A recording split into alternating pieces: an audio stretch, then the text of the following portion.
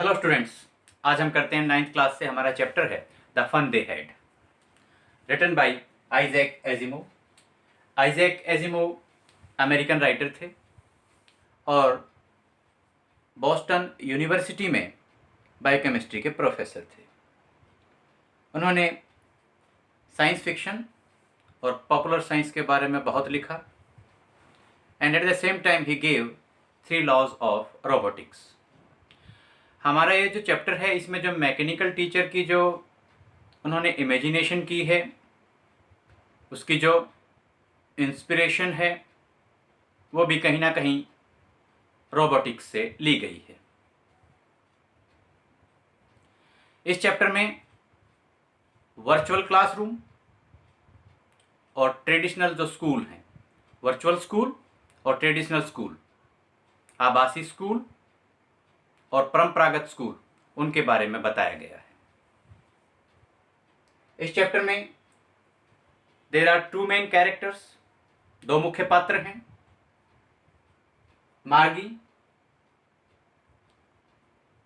She was 11 years old and Tommy, he was 13 years old.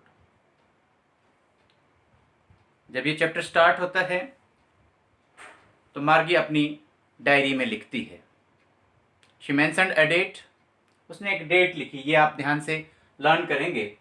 And the date was 17 May 2157, 17 May 2157।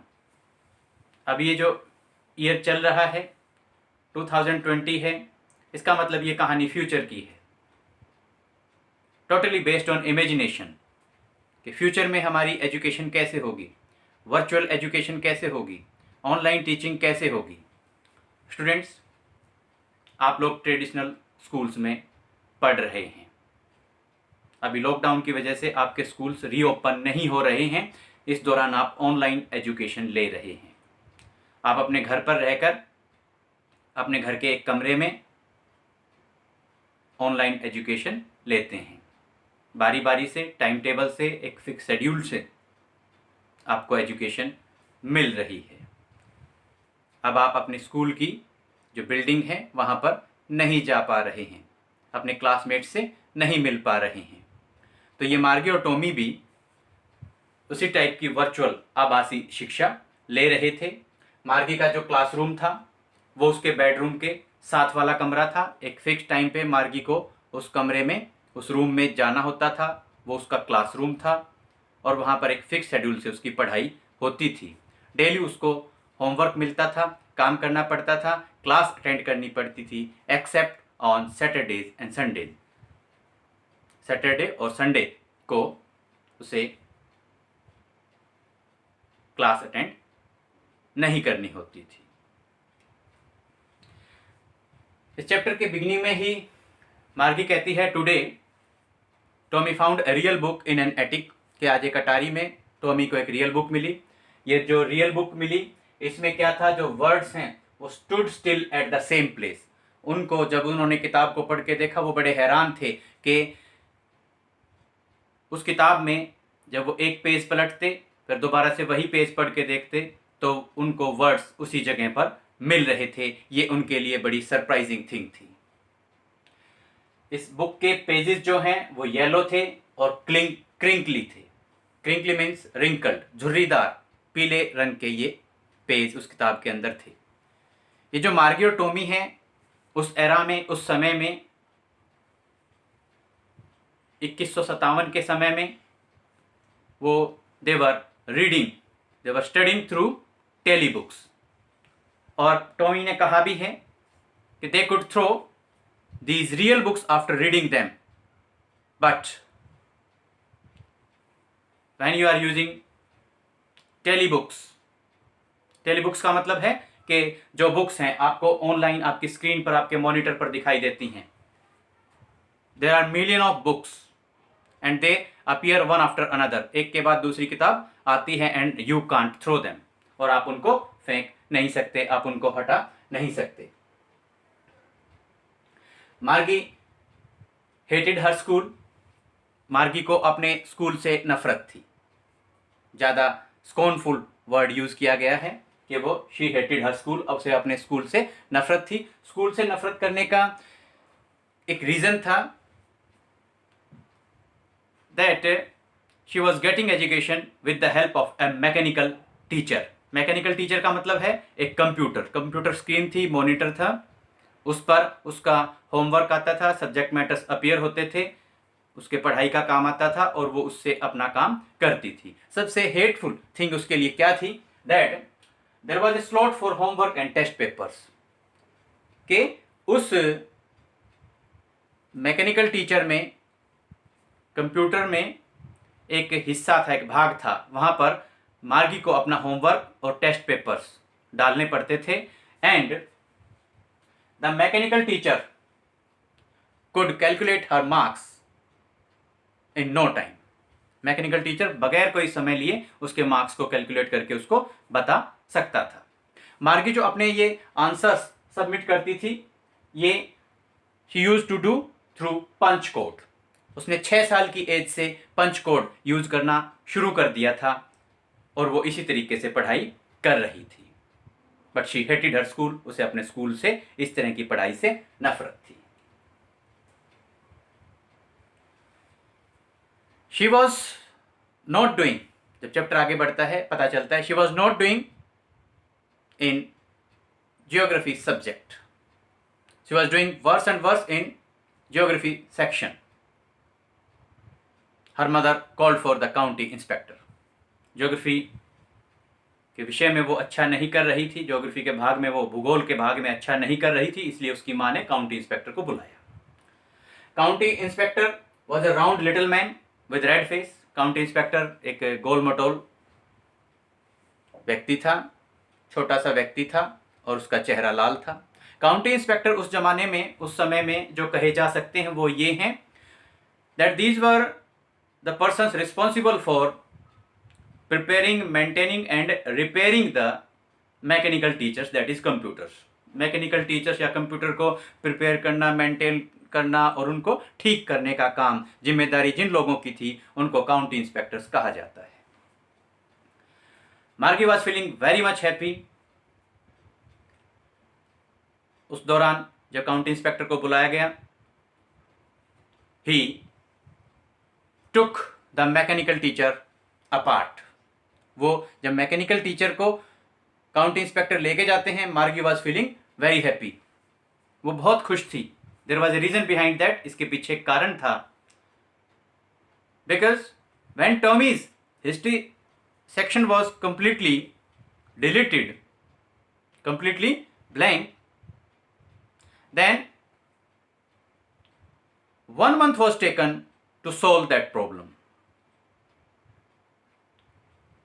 History का section Tommy का एक बार delete हो गया था, blank हो गया था, तो उस समस्या को दूर करने के लिए 1 महीने का समय लगा था। And Margie was expecting that now she will not have to do her homework. अब उसे रोजाना अपना काम नहीं करना पड़ेगा। That's why she was feeling happy, इसलिए वो खुश नजर आ रही थी। But the county inspector return, और you can say he completed his task in 1 hour. उसने अपना पूरा काम, जो दिक्कत थी, समस्या थी, उसको 1 घंटे में सुलझा दिया।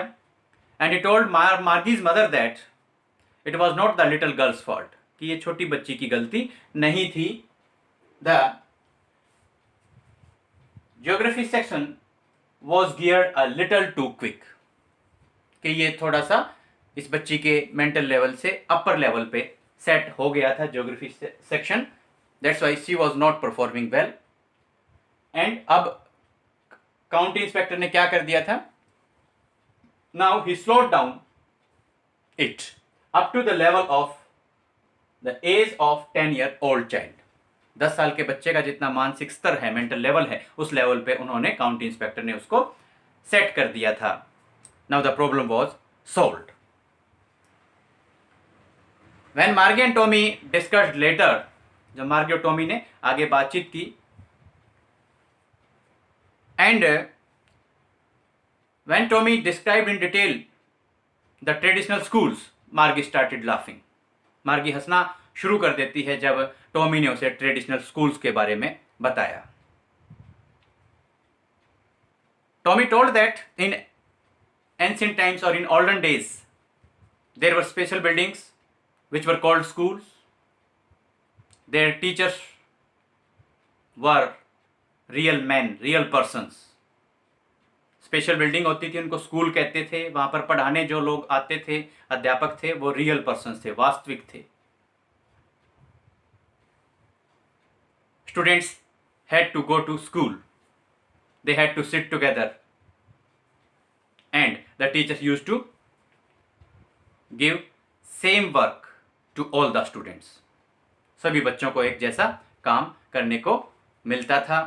सभी टीचर बच्चों को एक साथ वहाँ क्लासरूम में, ट्रेडिशनल स्कूल में पढ़ाते थे। And the students could help each other in doing their homework. They could have fun, वो आनंद भी ले सकते थे, मज़ा भी कर सकते थे और एक साथ बैठकर एक दूसरे की होमवर्क करने में मदद भी कर सकते थे। वैन इसी तरीके से एक इंसिडेंट ये भी आता है स्टोरी में, that Margie's grandfather once told her that when he was a young boy, his grandfather had told him that in olden days all the stories were printed on papers। कि सारी कहानियाँ मार्गी के दादाजी ने बताया था, कि उनके दादाजी ने उनको बताया था कि सारी की सारी कहानियाँ किताब के पन्नों पर छपी होती थी। When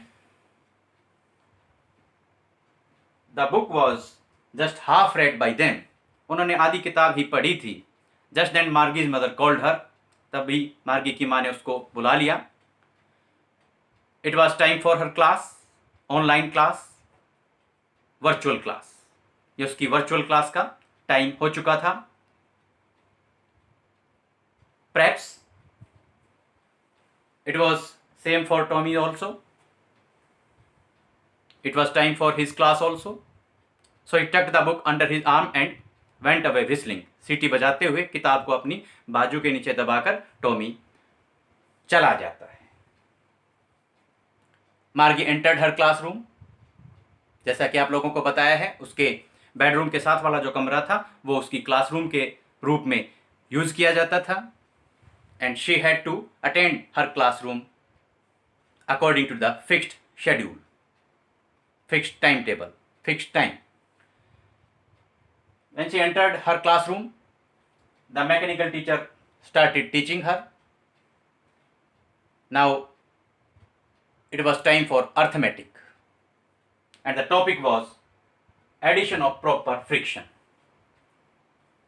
When the mechanical teacher was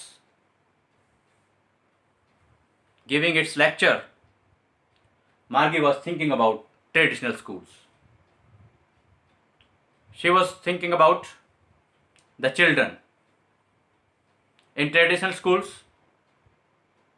the children could go to the school and come back home together. बच्चे एक साथ स्कूल जा सकते थे, एक साथ वापस आ सकते थे।